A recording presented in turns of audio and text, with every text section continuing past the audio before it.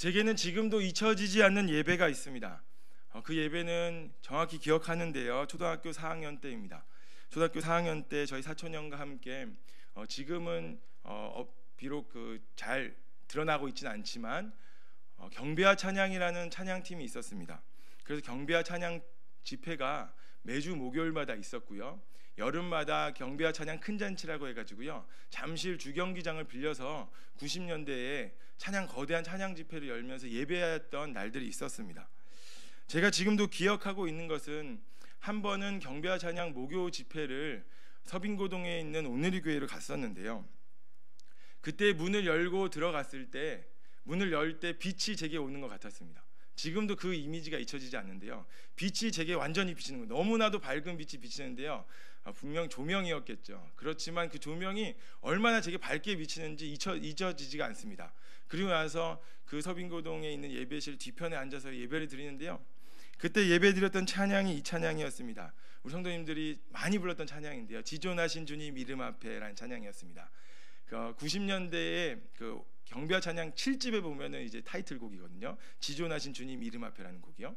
그 찬양이 울려 퍼지는데요, 제가 이제 문을 열고 들어가는데 빛 지금과 지름 밝은 빛인데요, 어마어마하게 밝은 빛이 제게 비춰오고요, 어마어마한 고함 치는 소리와 같이 울려 퍼졌던 소리는 이 소리였습니다. 예수는 그리스도, 예수는 주라는 소리였습니다. 아마도 천국이 그런 곳일 것 같습니다. 수많이 모인 백성들이요, 주 예수를 바라보면서요, 예수는 그리스도라고, 예수는 주라고 외치는 소리. 제게는 그렇기 때문에 그 예배는 결코 잊혀지지 않는 예배였습니다. 뿐만 아니라 그 예배 가운데 소위 말하는 구원의 확신이며 구원의 감격을 받았을 뿐만 아니라 이전까지 저를 얽매였던 모든 수치심들, 모든 괴로움들, 어린 나이에 무슨 수치심이 있겠냐 하지만은 제가 성도님들에게 다 밝힐 수는 없지만 제가 어린 날에 전신 화상을 입었었거든요. 이 전신 화상으로 인해서 초등학교 시절부터 꾸준히 제게 왔던 수치심들, 그 수치심에서 해방될 수 있었던 날이 바로 그날의 예배였기 때문에 지금도 잊혀지지가 않습니다. 사랑하는 성도 여러분, 성도님들은 어떻습니까? 우리 모두는 각자 이러한 예배를 기억하고 있을 겁니다. 그리고 이런 예배를 떠올릴 때마다 지쳤던 무릎으로 하여금 일으킬 수 있을 것이고요, 이러한 예배를 떠올릴 때마다 우리는 다시금 일어서서 새 힘을 얻어 나아갈 수 있는 것 같습니다. 그리고 우리는 이러한 예배를 떠올리면서 은혜 받은 예배, 은혜로웠던 예배들을 또 기대하며 매주 그러한 예배를 우리는 오늘 이 자리에서 드리고 있습니다. 수많은 예배를 드리면서 수많이 은혜로웠다고, 그리고 수많이 은혜를 받았다고 말을 합니다. 그러나 우리가 한번 이 시간에 곰곰이 그러한 예배들을 떠올려 보길 원합니다. 수많이 예배를 통해서 은혜를 받았다고 말을 했지만 정작 우리의 기억 속에 자리 잡고 있는 것은 얼마나 되는지요? 우리의 기억 속에 자리 잡지 못하고 유독 몇몇의 기억들만 아마도 은혜 받았던 예배, 은혜로웠던 예배로 남아있는 것 같습니다. 그래서 왜 그럴까 곰곰이 생각해 보았습니다. 우리가 곰곰이 생각해 보게 되면 이런 것 같습니다. 우리의 감격과 느낌이 은혜 받았다고 느끼는 것입니다.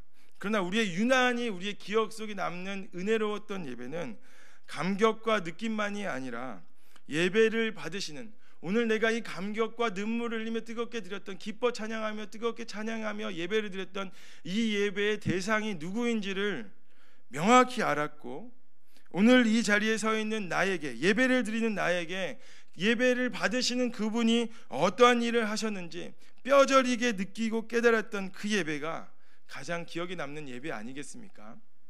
바라기는 우리 모든 성도들이 이 의왕우리교회에서 드리는 모든 예배에 주께서 주시는 감격과 감사와 기쁨이 넘칠 뿐만 아니라 그것으로 그치지 아니하고 나에게 오늘 내 삶을 이끌어 가시고 내 삶을 주장하시며 오늘 내 아이로부터 예배를 받으시는 그분께서 나를 인도하시는 그 예배를 뼈저리 깨닫고 기억함으로 말미암아서 오늘도 주께서 주시는 능력으로 힘입어 나아가는 모든 성도들이 되기를 간절히 소망합니다.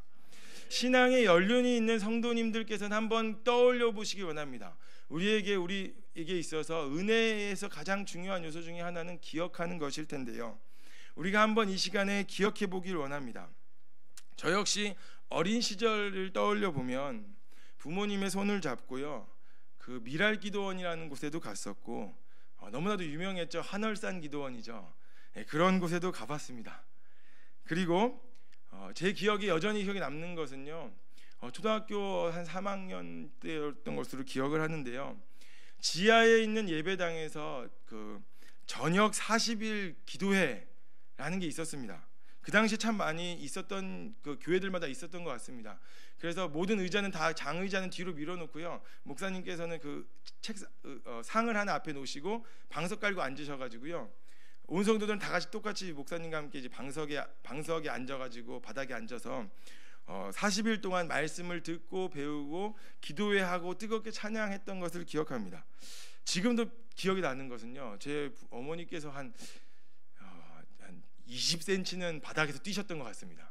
기도를 하시는데요, 아마도 그 당시에 성도님들의 기억을 더듬어 보시면 우리의 부모님들은, 또 우리 성도님들은 아마도 그렇게 절실하게 주님을 찾았었고 주님의 말씀에 귀를 기울였었고 또 찬양함에 있어서 하나님의 은혜를 간절히 사모했던 것을 기억할 수 있을 겁니다. 그러나 다시 한번 더 떠올려 보길 원하는 것이 있다면 이것입니다. 지금과도 같이 우리가 예배를 드렸던 그 장소는 쾌적하지 않았고, 지금과 같이 화려한 반주라든지 풍성함은 없었으며, 오로지 우리가 하나님께 예배했던 것은 멜로디는 저 건반의 소리가 아니라 우리의 목소리였고요, 박자를 맞췄던 것은 드럼의 화려한 소리가 아니라 우리의 박수였던 것을 기억합니다.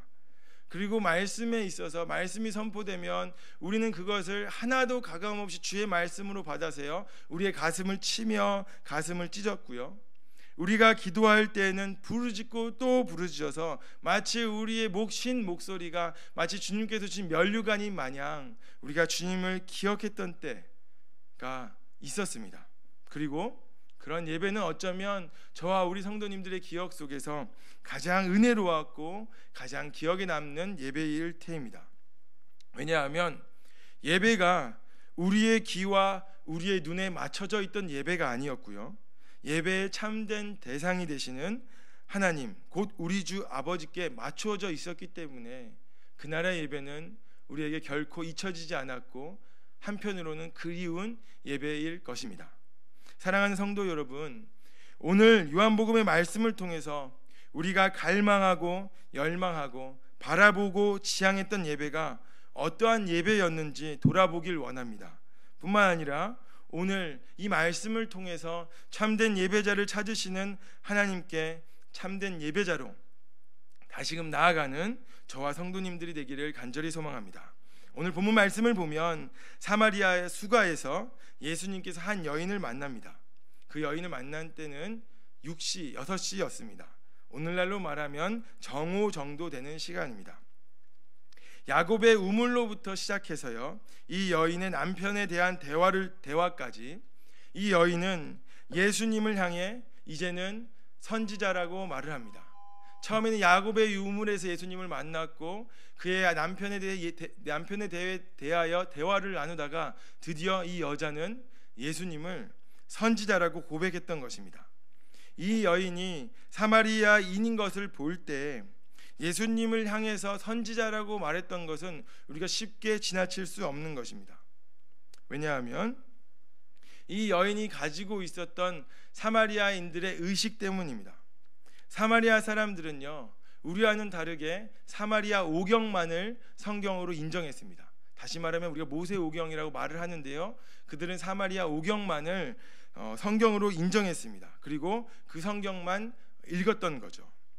그런데 그러하다 보니 모세오경, 즉 우리가 보는 모세오경 이후에 있는 선지자들은 그들은 인정하지도 않았을 뿐더러 믿지도 않았습니다. 그래서 그들은 신명기 18장 18절을 따라서요, 모세와 같은 선지자를 메시아라고 생각했던 겁니다. 왜냐하면 모세와 같은 선지자는 더 이상 오지 않았기 때문입니다. 우리는 구약 성경을 보면서 많은 선지자가 왔던 것을 기억하지만 사마리아인들에게 있어서는 바로 모세 이후로는 선지자가 오지 않았고, 모세와 같은 선지자가 올 때에는 그제서야 메시아가 온다고 생각했던 것입니다. 그런데 지금 이 여인이 예수님을 향하여서 선지자라고 말을 하고 있는 것입니다. 이 여인이 사마리아인들이 가지고 있던 이 사고 가운데 있었던 여자가 예수님을 향하여서 선지자고 말한다는 것은 이제는 그들이 기다렸던 모세와 같은 선지자, 곧 메시아가 혹시 내 앞에 있는 예수님은 아닐까 생각을 갖기 시작했다는 것입니다. 이제 이 여인은 예수님을 만났습니다. 만나서 대화를 하였고요, 선지자일지도 모른다는, 메시아일지도 모른다는 생각까지도 갖게 되었습니다. 왜냐하면 그 앞에서 자신의 모든 죄를 들춰내었기 때문입니다. 이제 이 여인은 예수님을 만남으로 내 죄를 다 들춰낸 이 선지자를 만났으니 이제는 내가 이 선지자한테 한 가지를 물어보고, 이 한 가지를 물어본 걸 통해서 무엇이 진정으로 하나님께 예배를 드리는 것인지 알아야겠다는 생각을 가졌습니다. 왜냐하면 이 여인에게 있어서는 고민이 있었기 때문입니다. 그 고민은 하나님을 향하여서 참된 예배를 드리고 싶은데 자신들의 조상들은 이 산에서 예배를 드릴 때만이 온전하고 참된 예배를 드린다고 말을 하고 있고, 저 밖에 있는 유대인들은 아니다, 예루살렘에서 드리는 예배만이 참된 예배라고 말하고 있으니 도대체 어디서 예배를 드리는 것이 참된 예배인가? 라는 질문을 갖게 되었던 것입니다.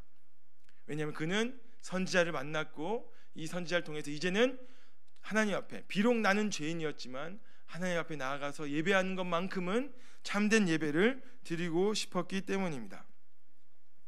여기서 말하는 이 산은 바로 그리심산을 말합니다. 그리심산은 사마리아 사람들에게 있어서는 거룩한 산이었습니다. 아까 앞에서도 말씀드렸다시피 사마리아 오경만을 성경으로 인정했는데요, 그들에게 있어서는 이 그리심산은 축복이 선언됐던 산이었습니다. 그래서 이들은 이 그리심산에서요, 유월절과 오순절과 초막절을 가졌고, 사마리아 전통에 따르면은 아브라함이 이삭을 바친 모리아산도 아마도 이 그리심산이다 라고 말을 했었고요, 하나님이 자신의 이름을 두기로 선택하셨다고 신명기 12장 5절에서 말하던 그곳이 바로 이 그리심산이라고 말하였습니다. 그래서 이곳이야말로 예배를 드리는 곳일 뿐만 아니라 하나님의 축복이 선언된 곳으로서 예배를 드리는 자들에게 복을 주고 뿐만 아니라 하나님께서 예배를 받으시는 곳이 바로 그리심산으로 생각했던 것입니다. 그래서 지금 이 여인은 그가 말한 이 산, 곧 그리심산, 그들의 전통 가운데 예배를 드려야만 하고 참된 예배를 드리는 장소, 유일한 장소인 이 그리심산에서 예배를 드려야 한다고 생각했던 것입니다. 그러나 예수님과 같은 유대인인 자들은 예루살렘 성전이라고 말하니 이 여자는 지금 혼동이 오는 것입니다. 사마리아 여인은 참되게 예배할 수 있는 곳은 자신들의 조상이 예배하던 그리심산이거나 유대인이 말하는 예루살렘이라고 생각했지만, 예수님은 오늘 여자의 그 질문에 대하여 이렇게 대답하십니다. 예수님은 그리심산도 아니고 예루살렘도 아니라고 말씀하십니다. 왜냐하면 이곳 모두는 예배의 대상이 없는 장소이기 때문에 예수님은 더 이상 그곳에서 예배를 드리는 곳이 아니라고 말하는 것입니다. 여자는 아마도 굉장히 어리둥절했을 것입니다. 우리 또한도 어리둥절할 것입니다. 왜냐하면 하나님께서는 분명히 미가서 4장 2절에서 말하고 있는 것처럼 주의 율법이 시온에서 나온다고 있고요, 예루살렘에서 회복이 일어난다고 했었는데 예배를 드리는 이 장소 예루살렘이 아니다 뿐만 아니라 사마리아 여인이 생각하고 있었던 그리심산도 아니라고 하는 것은 큰 충격을 가져다 주었을 것입니다. 그러나 우리가 곰곰이 생각해 본다면 예수님의 말씀이 결코 틀리지 않았다는 것을 알 수 있습니다. 그리심산에는 성전이 세워졌습니다. 그런데 이 그리심산에 세워졌던 성전도 예배를 드리기에는 적합한 곳이 아니었습니다. 왜냐하면 이 그리심산에서는요, 그것에서 제사장이었던 자들이 뇌물을 받았고 뿐만 아니라 배교했던 자들을 넘쳐나게 하기 위해서 뇌물을 받고 자신들의 세력을 넓혔습니다. 즉 다시 말하면 사마리아인들이 예배를 드렸던 그 장소조차도 예배의 대상이 되시는 하나님이 없는 장소가 되었던 것입니다. 뿐만 아니라 우리가 잘 아는 것처럼 이 그리심산에는 수많은 우상들 또한도 있었습니다. 이제 예루살렘을 보겠습니다. 예루살렘은 요한복음 2장에 보게 되면 우리가 성전을 예수님께서 청결하게 하시는 장면을 볼 수 있습니다. 왜냐하면 예수님께서는 이미 예루살렘 성전이 대제사장의 권력을 유지하기 위한 수단으로서 변경되게 되었고 더럽혀지게 되었고 성전이 성전으로서의 역할을 감당하지 못하고 있었기 때문에 예수님께서는 오늘 지금 예루살렘 또한도 하나님이 없는 장소가 되었다고 말하고 있는 것입니다. 하나님을 참되게 하는 예배를 드리는 곳은 지금 이 여인에게 있어서는 아무것도 없었던 것입니다. 우리가 하나님께 드리는 예배가 참된 예배인가 아닌가는 우리가 예배를 드리는 대상에게 달려 있습니다. 우리에겐 여름철 에어컨이 나오고 겨울철에는 난방이 되는 쾌적한 예배당이 있습니다. 많은 성도가 모여서 예배를 드리고 있습니다. 찬양대의 찬양도 아름답고 기도자의 기도는 유창합니다. 말씀이 선포되고 우리의 헌신을 예물로 담아 드립니다. 그러나 만약 예배의 대상이 되시는 하나님이 없으시다면 어쩌면 우리가 드리는 이곳에서의 예배는 예배의 대상이 없는 장소가 되기 때문에 우리가 드린 예배는 헛된 것이 될지도 모릅니다. 우리 스스로도 우리 개인에게 있어서도 마찬가지입니다. 이미 우리는 너무나도 많은 예배를 쇼핑하는 듯이 즐기고 있습니다. 하루는 이 교회, 다른 하루는 저 교회, 오늘은 이곳, 내일은 저곳에서 예배를 드린다고, 오늘은 이곳에서 내일은 저곳에서 내 입맛과 구비에 맞는 교회를 찾아다니고 있습니다. 예배에 있어서는요, 감정이 중요하다는 건 무시할 수 없습니다. 그러나 나를 감동시키는 예배, 나를 기쁘게 만드는 예배, 나를 흔들고 나에게 특별한 것을 일으키는 자극적인 예배를 찾음으로 우리는 지금 예배의 대상을 하나님이 아니라 나 자신으로 바꾸고 있는 것은 아닌지 우리는 정직하게 하나님 앞에서 스스로에게 물어보아야 할 것입니다. 그렇다면 오늘 우리는 이러한 모습 속에서 어떻게 예배를 드려야 합니까? 먼저는 우리는 하나님의 말씀으로부터 얻은 지식을 가지고 이 지식을 의지함으로 예배해야 할 것입니다. 다른 지식이 아닙니다. 우리가 많은 교회들을 통해서 경험했던 그 경험의 지식들이 아니라 하나님의 말씀 속에 하시는 이 말씀의 지식들로 의지하여 하나님께 예배해야 하는 것입니다.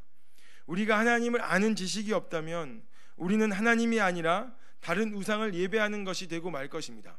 우리는 이곳에 앉아서 찬양도 하고 말씀도 듣고 기도도 하고 눈물도 흘리고 결단도 하지만 우리가 그곳 가운데 하나님을 아는 바른 지식이 없이 드려지는 예배의 모든 행위는 어쩌면 우리는 그것이 다른 우상에게 예배하는 것이 될 수 있다고 오늘 성경은 경고하고 있습니다. 사마리아 사람들은 알지 못한 것을 예배했다고 예수님께서는 말씀하십니다. 그러나 사마리아인들은 결코 자신이 알지 못했다고 여기지 않았을 것입니다. 그들이 가지고 있던 말씀대로 예배를 드렸기 때문에 그들은 아는 것을 예배드린다고 생각하였을 테지만 오늘 예수님께서는 아니다라고 말하고 있는 것입니다. 그들은 구원이 유대인에게서 나는 것을 모르고 있었고 자신들의 지식과 이해로 예배를 드릴 뿐이었던 것입니다. 이런 점으로 볼 때 우리가 예배를 드릴 때 아무리 우리 가운데 선한 의도가 있고 좋은 마음이 있어서 이렇게 예배를 드리는 것이 좋을까, 저렇게 예배를 드리는 것이 좋을까, 이렇게 예배를 드리는 것이 더 은혜롭고 더 좋을 거라고 여겨서 예배를 드린다 할지라도 오늘 우리가 명심해야 할 것은 하나님의 말씀이나 하나님의 명령이 아니라 내가 지난날 숱하게 경험해왔던 예배의 모습들만으로 그 생각과 경험에 의지할 경우에는 어쩌면 오늘 우리는 예배를 잘못 드리고 있는 것일 수도 있다는 것입니다.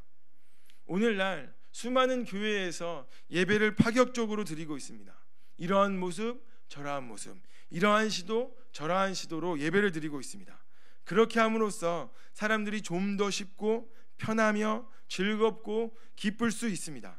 그리고 더 예배로 쉽게 나아갈 수 있고 예수님을 만나는데 어떤 장벽도 없이 예수님을 만날 수도 있을 것입니다. 그러나 혹 그 가운데 우리가 하나님의 말씀으로부터 얻은 지식이 아니라 우리가 조금이라도 그것에서 벗어나서 하나님의 지식에 의지하지 않고 예배하고 있다면 우리의 눈에 아무리 좋아 보이는 예배라 할지라도 그것은 오늘 하나님께서 우리에게 너는 알지 못하는 예배를 드리고 있다 라고 말씀하실지도 모릅니다. 하나님을 향한 열심이, 오늘 우리는 금을 열심히 모아서 금송아지를 만드는 것에 불과할 수 있습니다. 하나님을 향한 열심히 금을 모아서 불 속에 던졌더니 금송아지가 튀어나왔다고 하는 우리의 변명이 될 수도 있습니다. 그리고서는 하나님께 예배를 드렸다고 오히려 우상에 절하고 있는 것인지도 모르는 것입니다. 그러므로 우리는 하나님을 향한 바른 지식을 깨달아야 합니다. 청년들과 제자 훈련을 하면서 예배에 대해서 하나님만을 예배해야 된다는 것을 배우면서 다시금 청년들과 결단하였습니다. 우리가 만약 하나님의 말씀을 배우지 않고 깨닫지 않고 이 말씀을 의지하지 않는다면 우리의 예배가 과연 어디로 가겠습니까? 사랑하는 성도 여러분, 우리 교회가 허락하는 한, 우리 교회가 준비한 모든 하나님을 아는 이 자리에 참석하셔서 하나님을 향한 진정한 예배를 드리는 모든 성도들이 되기를 간절히 소망합니다. 두 번째로는 예배의 대상이 성삼위 하나님이 되어야 한다고, 삼위일체 하나님이 되어야 한다고 말하고 있습니다. 유대인들은 하나님을 예배하였습니다. 그러나 그들은 삼위일체 하나님을 예배하지 못했습니다. 예수님은 참되게 하나님을 예배하는 때가 오고 있다고 말씀에서 가르쳐주고 있습니다.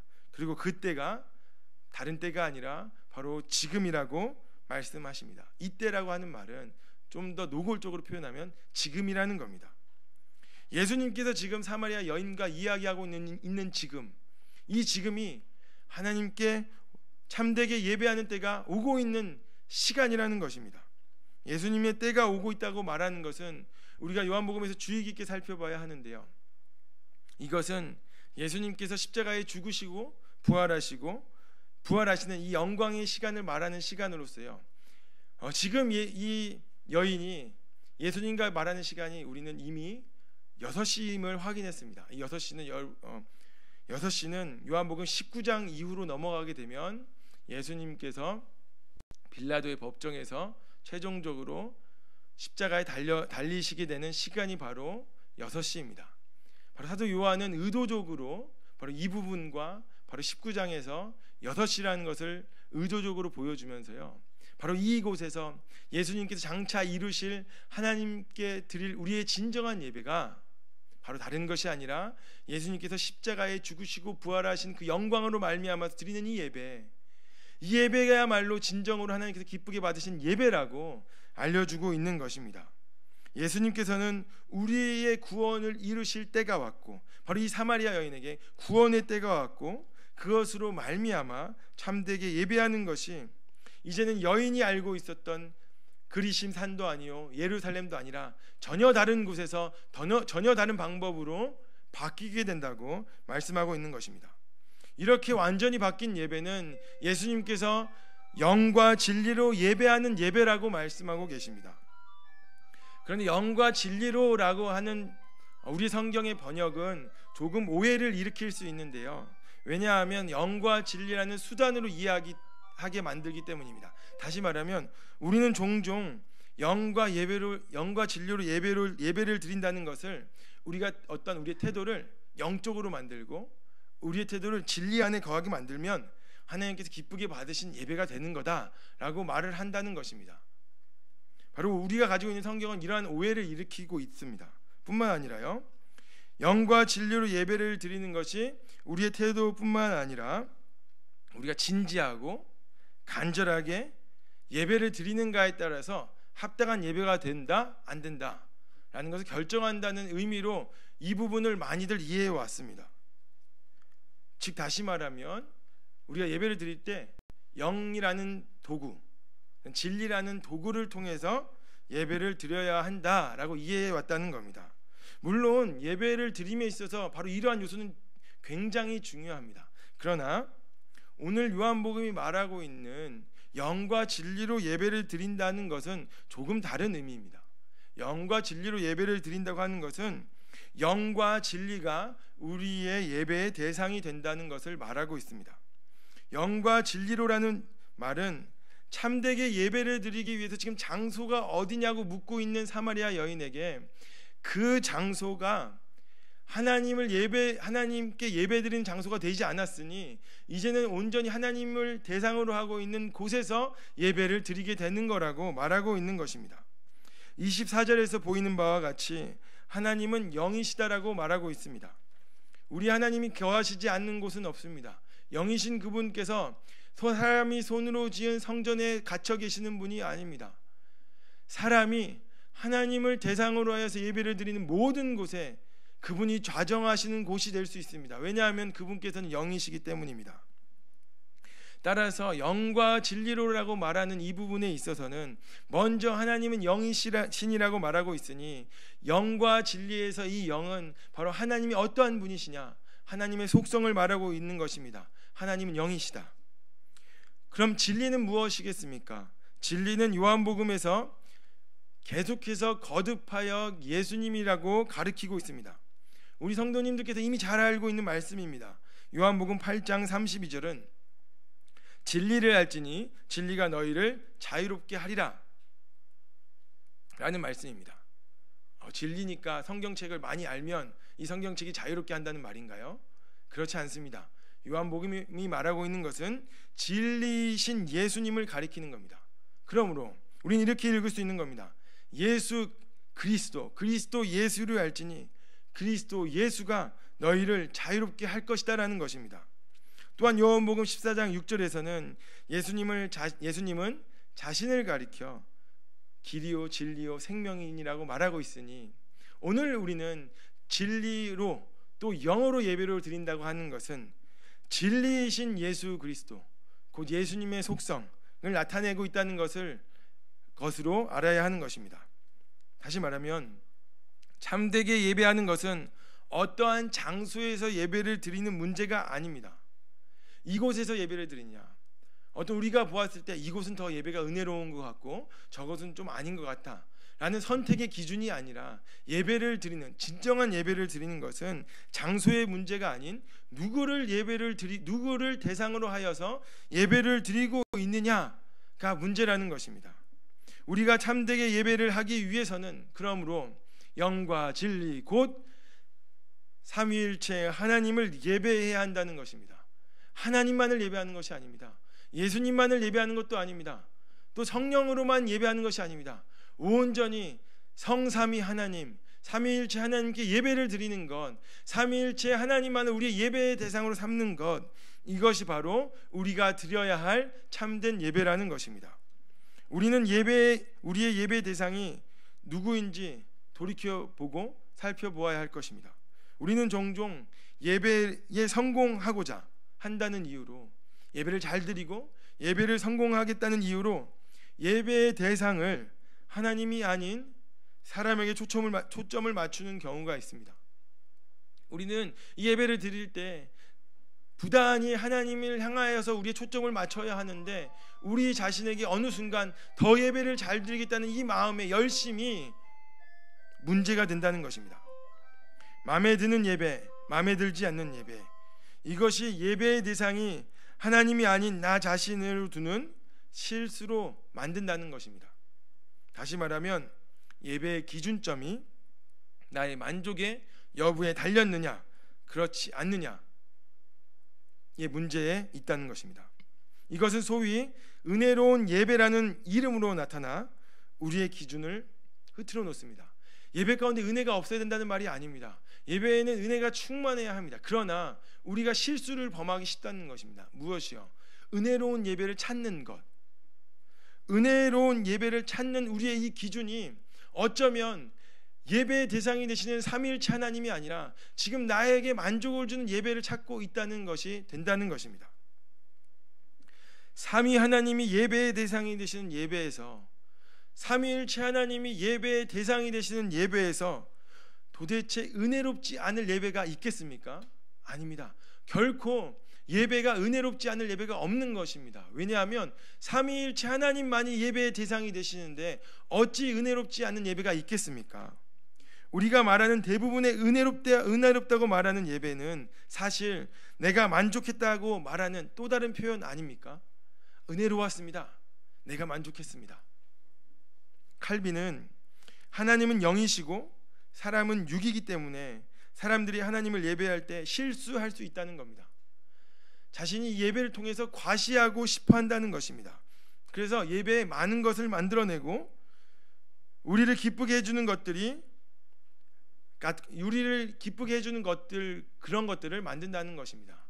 칼빈은 지금 꼬집어 말하는 것은 가톨릭 교회에서 만들고 있는 많은 예배 형식들, 성상들을 말하고 있는, 예식들을 말하고 있는 것인데요. 오늘 우리에게 살펴본다고 한다면 우리는 하나님께 은혜로운 예배를 과시하기 위해서 어떠한 태도를 취하는 것은 아닌지 모르겠습니다. 제가 중고등학교 시절에 친구들과 늘 수련회 끝나고 앉아서 고민하는 것이 있었습니다. 그것은 오늘 나는 2박 3일 수련회 동안 눈물 한 방울을 흘리지 않았다는 겁니다. 내 옆에 있는 친구들은 이 수련회 동안에 눈물을 막 흘려서 은혜를 받았는데 나는 눈물 한 방울조차도, 하품하면 나오는 눈물 한 방울조차도 흘리지 않는다는 것입니다. 그러면서 가슴 치면서 나는 은혜를 받지 못했어라고 말하면 우리는 그러면 어쩌면 좋냐, 우리 같이 기도하자 이랬었는데, 오늘 우리가 혹 이러한 실수를 범하고 있는 것은 아닌지 우리가 생각해 봐야 한다는 것입니다. 예배를 드리고 갔는데요, 아무런 감정이 들지 않아. 그럼 은혜롭지 않은 예배가 되는 것입니까? 그렇지 않습니다. 우리의 예배는 하나님이, 삼위일체 하나님이 대상이 되시기 때문에 그 예배는 은혜의 시간이고 은혜가 임재하는 자리고 나는 그 은혜에 함께 했었던 것입니다. 계속해서 칼빈은요, 바로 이렇게 사람들이 고안해내고 만들었고 어떤 은혜를 만들기 위해서 만드는 모든 형식, 다시 말하면 분위기, 이것은 하나님께 어쩌면 혐오스러운 것이 되고 역겨운 것들이 될 수 있다고 지적하고 있습니다. 그래서 육신을 따라 기쁘거나 끌리는 것들은 무엇이든지 우리는 다 의심해보고 검토해 보아야 한다고 말하고 있습니다. 왜요? 우리가 육에 속하여 있기 때문입니다. 늘 하나님 영이신데 이 하나님의 영이신 하나님께 예배를 드려야 하는데 육에 속한 우리가 이 육의 소욕을 이루고자 날마다 힘쓰기 때문에 우리가 늘 스스로를 깨어 있어서 검토해 봐야 한다는 것입니다. 예수님은 참되게 예배하는 것을 어떤 시스템적인 차원이나 방법론으로 말하고 계신 것이 아닙니다. 참되게 예배하는 것은 예배하는 자들이 하나님을 예배의 대상으로 삼는 것이라고 말합니다. 예수님께서는 오늘 예배에 대해서 말하실 때 어떠한 시스템을 말하지 않으셨습니다. 오직 그 대상이 누구냐, 참된 예배는 참된 대상에게 예배하는 것이 참된 예배라고 거듭 말하고 계시는 것입니다. 참되게 예배하는 것은 예배를 인도하는 사람의 유창한 멘트나 화려한 소리들로서 분위기를 잡는 것이 결코 아닙니다. 누가 우리를 은혜의 보좌 앞으로 담대하게 은혜의 보좌 앞으로 인도하였다고 말하고 있습니까?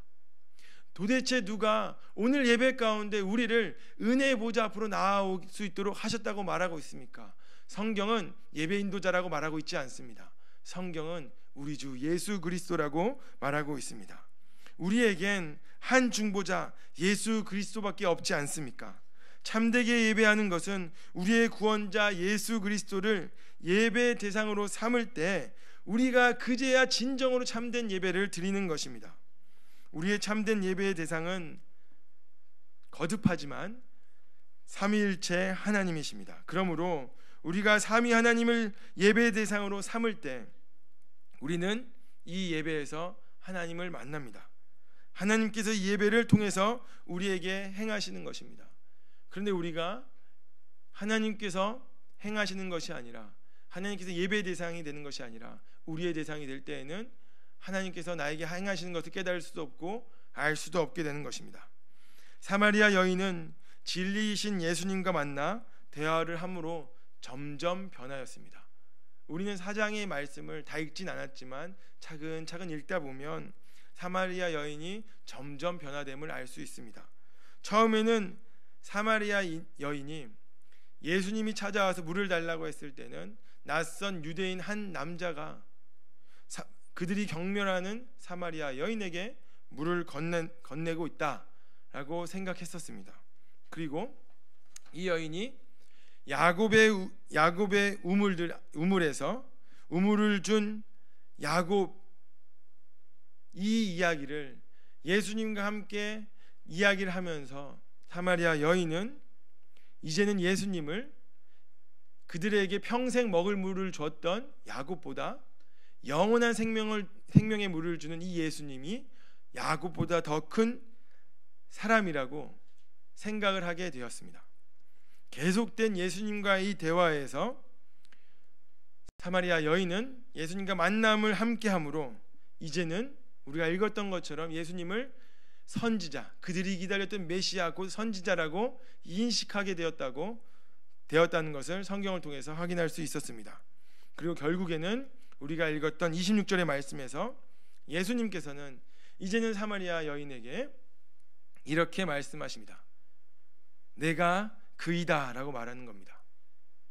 예수님께서 요한복음에서 말하고 있는 내가 그이다 라고 말하는 것은 바로 신적인 표현, 여러분들께서 구약 성경에서 잘 알고 계시는 것처럼 하나님이 말씀해 주셨던 것처럼 나는 스스로 있는 자다 라는 이 표현이 바로 여러분들께서 지금 읽었던 26절에서 말하고 있는 예수님이 나는 그이다 라는 표현입니다.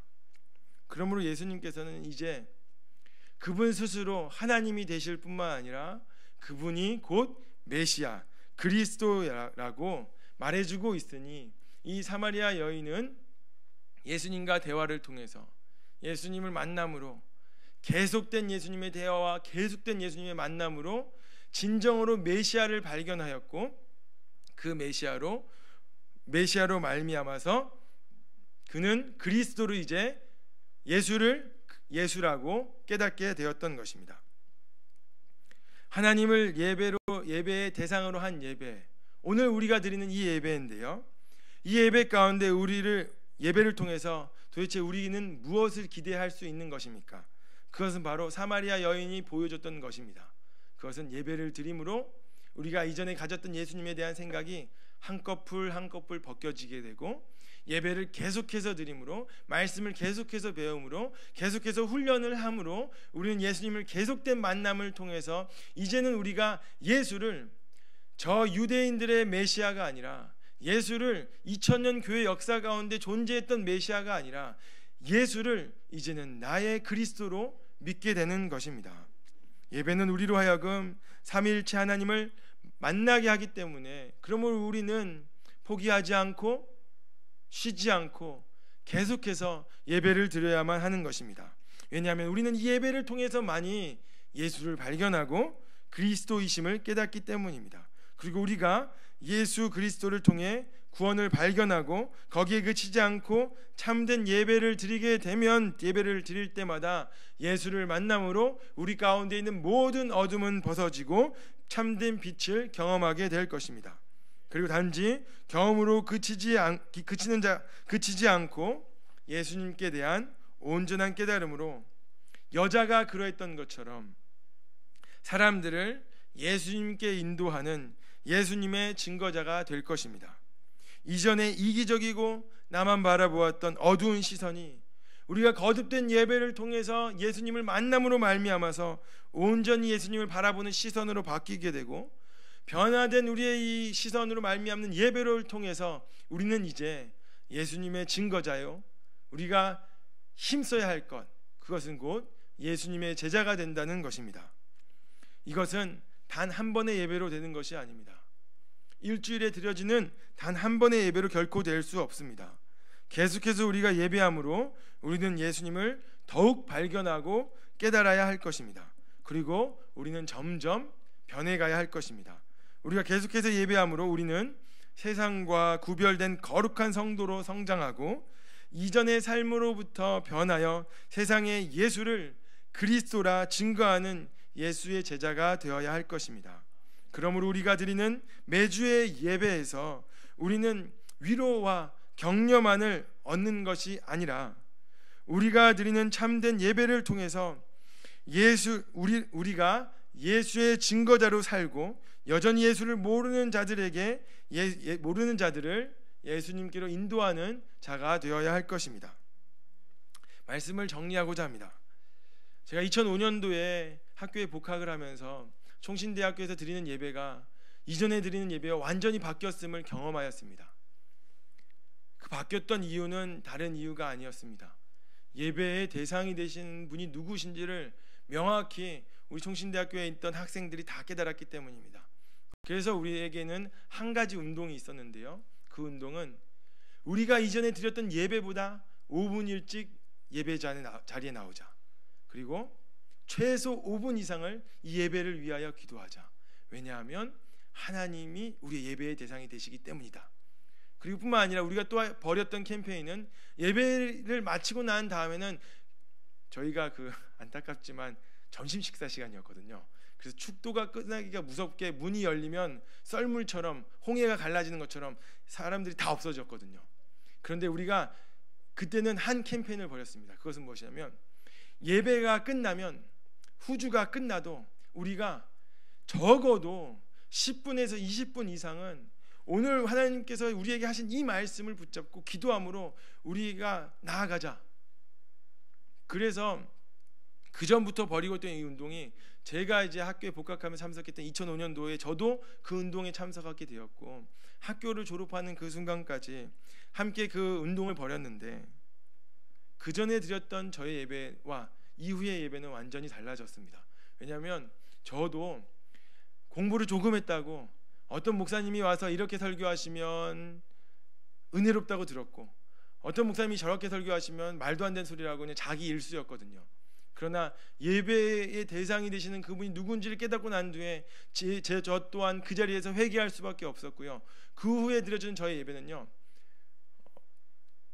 거의 제가 총신대학교 제 기억으로는 정확히 총신대학교 드려준 모든 예배에서요 졸았던 적이 한 번도 없었습니다.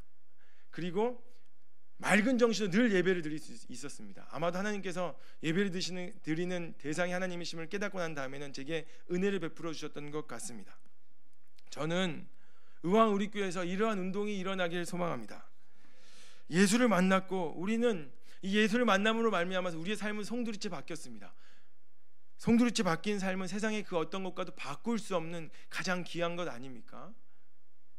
그러나 죄로 부패한 본성을 지닌 우리는 그 은혜를 너무나도 쉽게 잊어버립니다.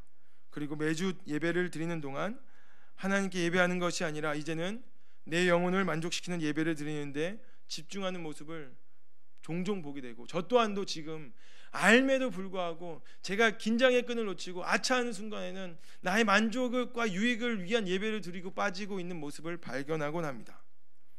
또한 신앙의 연륜과 경력으로 인해서 하나님을 아는 지식으로 예배하기보다는 예배의 조정자가 되어서 그 조정자의 눈으로 예배의 관찰자가 되고 있지는 않은지 가끔 저 또한도 그러한 모습 때문에 섬뜩섬뜩 놀라곤 합니다. 이 때문에 우리는 예배 전에 모여서 예배를 위하여 기도해야 하고 예배가 끝난 이후로는 예배의 대상 되시는 하나님께서 우리에게 하신 말씀을 붙잡고 우리가 나아가야겠기에 우리가 예배 마치고 이 자리에 앉아서 적어도 10분에서 20분은 기도해야 되지 않겠습니까? 칼빈이 사마리아 여인과 같이 말하기를 사마리아 여인과 같이 그리스도의 단순한 가르침만으로 만족했으면 좋겠다. 이것이 자신의 바람이다 라고 오늘 이 본문의 말씀 가운데 칼빈이 말을 하였습니다. 다른 것을 찾는 것이 아니라요, 우리가 참된 예배의 대상 되시는 하나님, 예수님, 그리고 성령 하나님, 삼위일체 하나님께만 예배하는 것, 그리고 그분만 알아가는 것만 하여도 우리의 예배는 참된 예배가 되니 참으로 좋겠다. 이것이 바로 의왕 우리교회 성도들의 마음이 되기를 간절히 소망합니다. 모든 예배에서 저와 온 성도들이 그리스도 예수를 찾고 깨닫고 알아감으로써 하나님의 은혜의 감격이 더욱 풍성해지기를 간절히 소망합니다. 우리 이 시간에 함께 기도하길 원하는데요, 기도함으로 나아갈 때 함께 찬양하길 원합니다. 우리 앞에 찬양했던 찬양입니다. 성령이 오셨네라는 찬양인데요, 허무한 시절 지날 때 깊은 한숨 내쉴 때 그와 같이 벌어졌던 우리들을 부르셨고 항상 함께 하시겠다고 말씀하신 것을 기억하면서 우리가 이 예배를 주님 의지하여 나갑니다라고 함께 찬양함으로 나가면 좋겠습니다. 허무한 시절 지날 때 깊은 한숨 내쉴 때 그런 풍경 보시며 단식하는 분이 있네. 고와 같이 너희를 버려두지 않으리. 내가 너희와 영원히 함께하리라. 다시 한 번 더 찬양하겠습니다. 허무한 시절 지날 때, 허무한 시절 지날 때 깊은 한숨 내쉴 때